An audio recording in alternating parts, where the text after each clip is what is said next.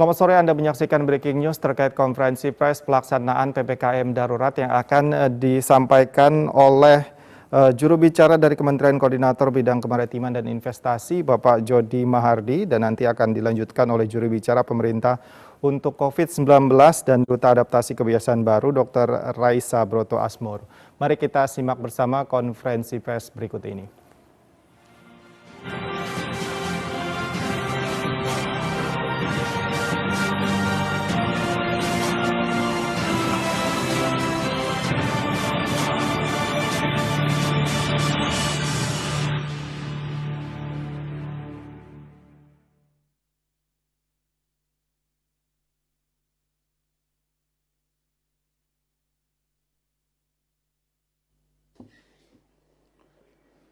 Selamat sore Bapak Ibu sebangsa setanah air, salam sehat bagi kita semua.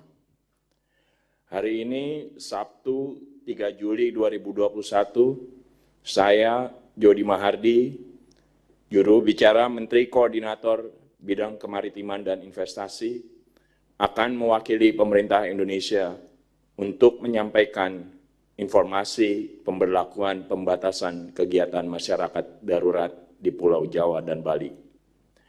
Hari ini adalah hari pertama diberlakukannya PPKM darurat Jawa dan Bali. Kami yakin kita sebagai kesatuan warga bangsa Indonesia siap mematuhi dan melaksanakan berbagai ketentuan yang ditentukan selama PPKM darurat diberlakukan. Dari berbagai laporan yang dihimpun dari lapangan sampai dengan sore ini, pemberlakuan PPKM darurat berjalan dengan lancar, tertib, dan sesuai dengan instruksi Mendagri nomor 15 tahun 2021. Apabila ditemukan hal-hal yang masih belum sesuai dengan instruksi tersebut, maka Pemda dan aparat di lapangan harus segera mengevaluasi dan dapat segera melakukan intervensi untuk mengoreksi. Ingat, tindakan PPKM darurat ini untuk menyelamatkan nyawa. Perintah Presiden jelas, kita mengambil langkah-langkah yang lebih tegas dan terukur. Kita tidak sedang baik-baik saja. Angka terkonfirmasi positif hari ini saja tercatat 27.913 dengan 493 kematian. Hari ini 13.282 saudara kita sembuh. Namun angka kasus aktif masih di 281.677 pasien. Kondisi tidak biasa memerlukan tindakan luar biasa. Penularan harus dikendalikan. Maka dari itu, telah disepakati bersama dengan pemerintah daerah bahwa monitoring kegiatan masyarakat akan dilakukan hingga level kecamatan. Kegiatan yang harus dimonitor terdapat dalam instruksi Mendagri nomor 15 2021. Sesuai arahan Menko Maritim dan Investasi, pelajari dan laksanakan. Sedangkan indikator-indikator penyesuaian upaya kesehatan masyarakat dan pembatasan sosial dalam penanggulangan pandemi coronavirus disease 2019 sudah tercantum dalam Keputusan Menteri Kesehatan Republik Indonesia nomor HK 0107-Menkes-4805/2021 tertanggal 30 Juni 2021. Pemerintah pusat juga sudah menjalin kerjasama dengan beberapa platform digital dan media sosial, serta provider yang telekomunikasi yang dapat melakukan tracking perjalanan masyarakat selama pemberlakuan PPKM darurat ini. Apabila di lapangan masih terlihat pergerakan yang cukup masif, sistem akan memberikan notifikasi dan akan disampaikan kepada Pemda dan aparat terkait yang bertugas di wilayah tersebut untuk segera dilakukan mitigasi dan langkah-langkah intervensi. TNI dan Polri telah menyiapkan pasukan di sejumlah titik untuk melakukan penegakan hukum dalam rangka PPKM darurat. Terkait sanksi yang dapat dikenakan pada pelanggar, penegak hukum dapat merujuk kepada 1. Bagi aparat daerah yang melanggar, dapat dikenakan sanksi dalam Undang-Undang 23 tahun 2014 tentang pemerintahan daerah. Peraturan disiplin pegawai pada masing-masing instansi. 2. Ketentuan pidana yang berdasarkan pada Undang-Undang Nomor 4 Tahun 1984 tentang wabah penyakit menular, Undang-Undang Nomor 6 Tahun 2018 tentang kekarantinaan kesehatan, dan KUHP pada pasal 12 sampai 218. Untuk oknum-oknum yang melakukan pembunuhan obat-obatan, penimbunan obat-obatan dan pelipat gandakan harga obat maupun alat kesehatan dikenakan sanksi berdasarkan ketentuan Undang-Undang Nomor 8 Tahun 1999 tentang Perlindungan Konsumen.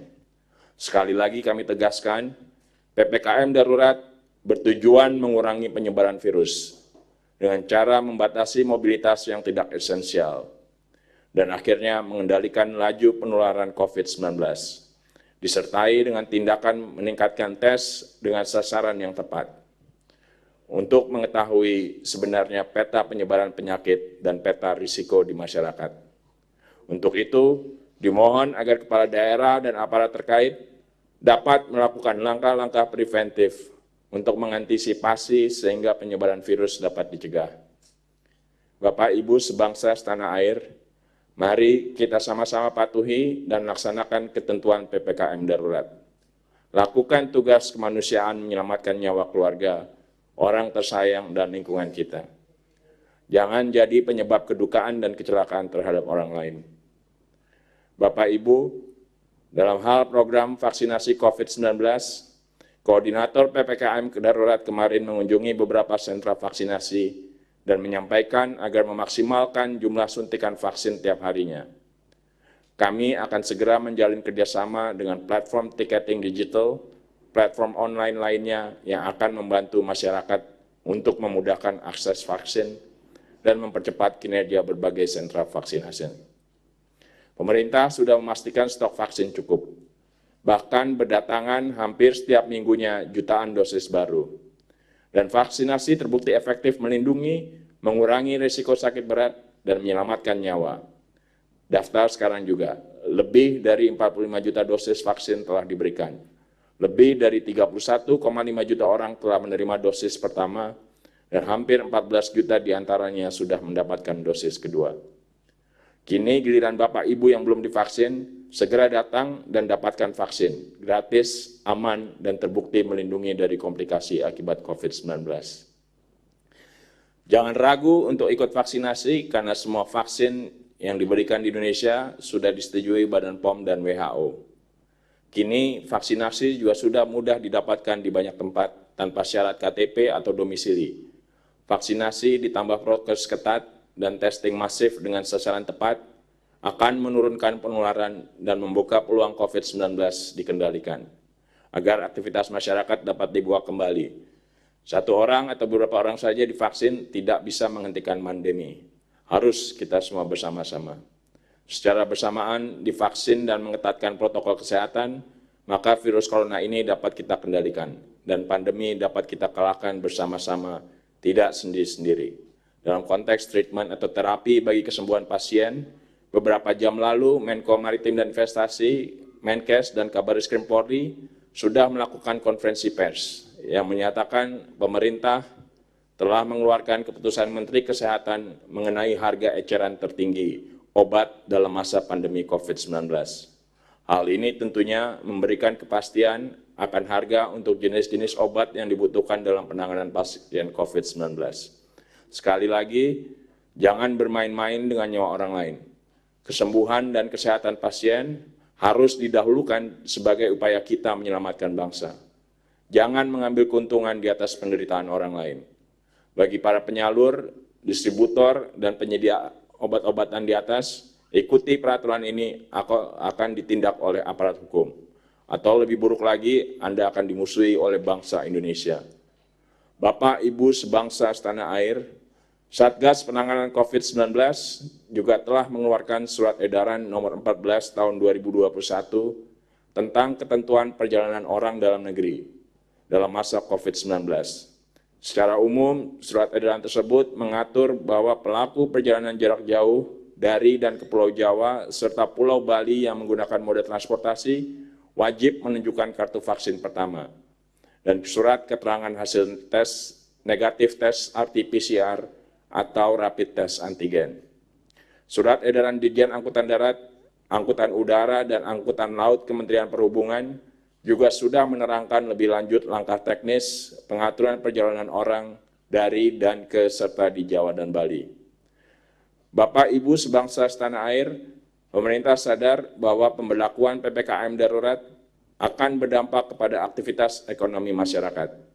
Oleh karena itu, pemerintah akan menyalurkan bantuan sosial berupa perpanjangan bantuan sosial tunai, stimulus program kelistrikan diperpanjang 3 bulan, percepatan penyaluran BLT desa, percepatan penyaluran PKH triwulan 3 pada awal Juli 2021, percepatan penyaluran kartu sembako, penambahan target bantuan produktif usaha mikro bagi 3 juta penerima baru, melanjutkan program prakerja, serta insentif usaha.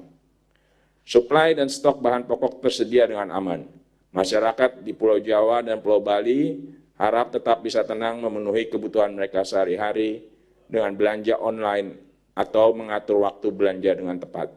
Pemerintah menegaskan lagi, supermarket dan pasar swalayan tetap buka dengan ketentuan jam operasional sampai pukul 20.00 waktu Indonesia Barat dengan kapasitas pengunjung maksimal 50%. Sedangkan warung makan, rumah makan, kafe, pedagang kaki lima, lapak jajanan hanya menerima delivery, take away, dan tidak menerima makan di tempat. Untuk itu, marilah kita semua selalu taat protokol kesehatan, tetap di rumah, dan selalu pakai masker dimanapun kita berada. Protokol kesehatan harga mati. Tidak mematuhinya akan berujung sanksi atau nyawa Anda, orang tua, anak, dan keluarga Anda sendiri. Tetap bersatu melawan COVID-19. Semoga Tuhan melindungi dan menyehatkan seluruh bangsa Indonesia. Sekarang saya persilahkan juru bicara pemerintah untuk COVID-19 dan Duta Adaptasi Kebiasaan Baru Dr. Reysa Broto Asmoro untuk mengedukasi kita semua dengan perilaku yang diharapkan pada masa PPKM darurat ini. Dr. Reysa, saya persilahkan.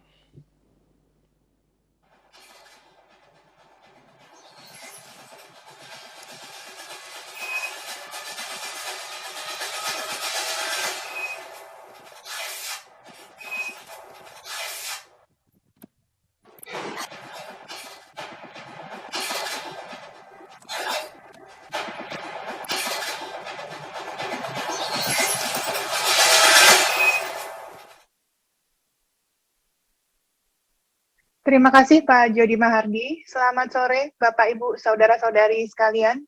Selain peran pemerintah pusat dan pemerintah daerah, aparat hukum, dan personil TNI yang kita harapkan, prinsip pelaksanaan pengetatan aktivitas dalam masa PPKM darurat ini juga mencakup peran kita, masyarakat, peran seorang ayah, ibu, kakak, adik, saudara, keluarga, teman, sahabat, kolega, dan ini adalah peran kita semua untuk memastikan situasi darurat ini kita akhiri.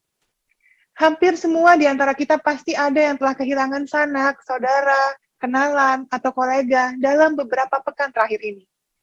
Minimal, berita pada lini masa media sosial kita bertaburan berita duka. Situasi ini tidak bisa diteruskan, harus kita akhiri. Bagaimana caranya?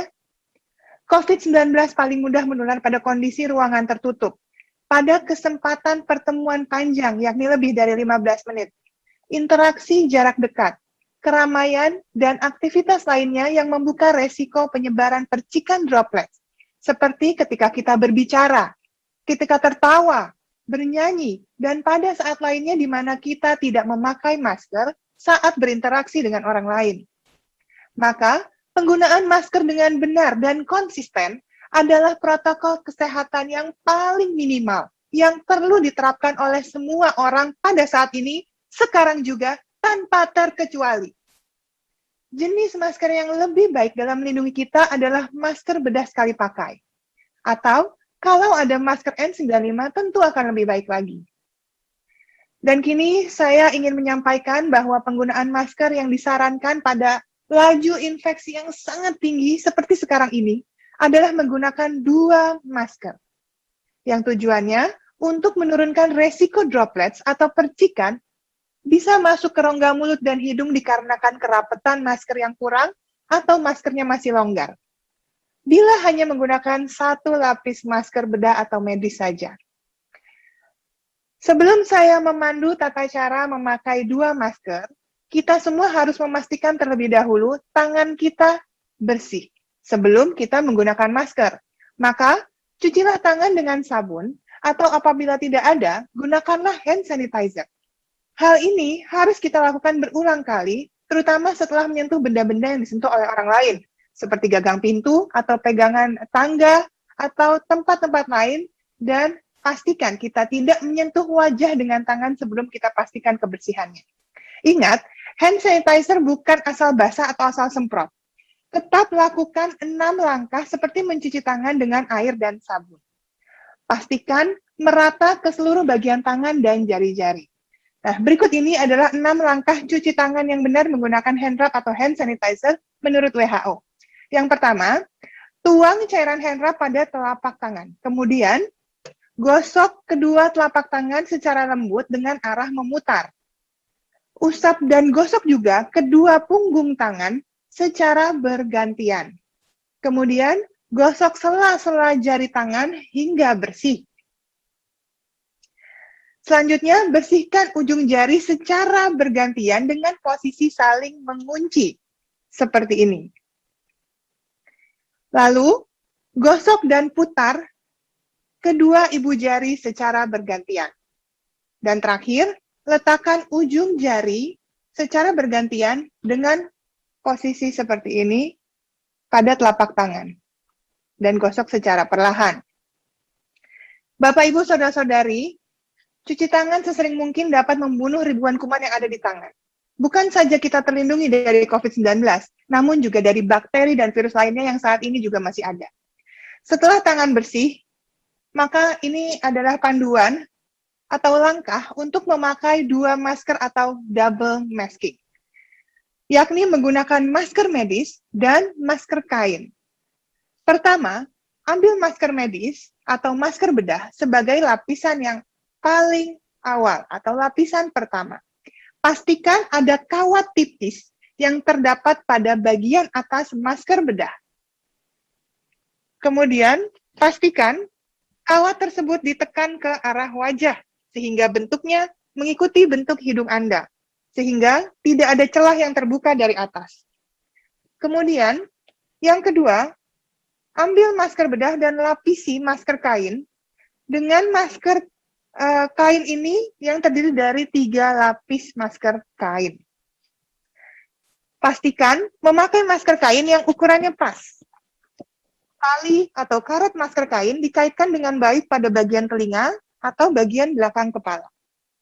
Coba hembuskan napas dan rasakan apakah masih ada udara yang mengalir dari sisi atas atau samping masker. Apabila masih ada, atur kembali posisi dan kencangkan masker. Pastikan tetap bisa bernapas dengan nyaman dan tidak merasa pusing ketika memakai kedua masker ini. Dan ingat, ganti setiap 4 jam sekali. Setelah itu, kalau ingin membuka masker, pastikan buka menjauhi tubuh kita, dan selalu cuci tangan sebelum dan sudah membuka masker. Layaknya penggunaan masker dengan cara seperti biasa, masker bedah harus dibuang setelah 1 kali pakai, meski sudah ditutupi oleh masker kain. Sementara itu, masker kain masih bisa digunakan kembali setelah dicuci terlebih dahulu sampai bersih.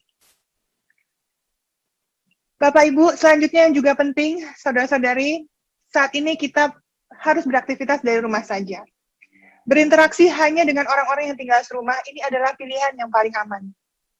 Jika Bapak, Ibu sekalian hendak meninggalkan rumah, maka harus diupayakan selalu untuk jaga jarak minimal 2 meter ketika berinteraksi dengan orang lain. Dan dengan protokol kesehatan yang ketat. Kurangi kontak dengan orang yang tidak tinggal serumah dengan kita adalah pilihan yang lebih baik lagi. Kalaupun harus kontak dengan orang lain, perhatikan ventilasi, udara, durasi, dan jarak berinteraksi untuk meminimalisir resiko penularan dalam beraktivitas. Usahakan di ruang terbuka dengan sirkulasi udara yang bagus. Jangan berlama-lama, to the point, langsung ke inti interaksi atau percakapan, dan selalu jaga jarak. Jika Bapak Ibu masih harus berkantor, pastikan jadwal dan kategori industri dan pelayanan sesuai aturan pemerintah dalam masa PPKM darurat ini. Dan dilakukan secara bergantian atau menetapkan rotasi. Ruangan kantor harus selalu rutin disemprot desinfektan. Upayakan selalu memiliki ventilasi udara yang baik. Buka pintu dan jendela, atau dalam kondisi pintu atau jendela yang tidak dapat dibuka, maka manfaatkan air purifier dengan HEPA filter yang dapat digunakan dalam ruangan. Bapak, Ibu, Saudara-saudari, situasi darurat ini tidak dapat dihentikan hanya oleh tindak 1-2 orang saja. Tapi aksi nyata kecil, kita semua mengetatkan disiplin protokol kesehatan seperti yang sudah saya jelaskan tadi, itu benar-benar harus ditaati. Karena mematuhi aturan pembatasan mobilitas dan di rumah saja, itu penting sekali. Berani dites, dan menyegerakan untuk dites saat ada gejala penyakit sesedikit apapun, seperti demam, batuk, pilek, atau kalau ada kontak erat dengan kasus positif. Jujur saat ditelusur oleh petugas pelacak kasus. Melaporkan diri ke puskesmas akan membuat upaya pemerintah pusat, daerah, TNI, Polri, penegak hukum lainnya berujung pada sebuah keberhasilan. Pengendalian penularan virus SARS-CoV-2, varian yang berbahaya ini harus benar-benar serius. Dan PPKM darurat ini benar-benar harus dilakukan dengan baik. Satu tindakan kecil kita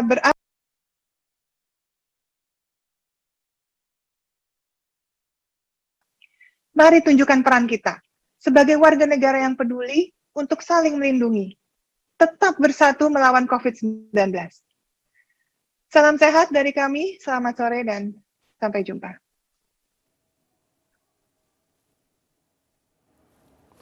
Ya, itulah tadi keterangan pers bersama juru bicara Kemenko Marves, Jody Mahardi, dan Dr. Reza Broto Asmoro dari gedung Kementerian Maritim dan Investasi. Itulah breaking news hari ini. Terima kasih dan sampai jumpa.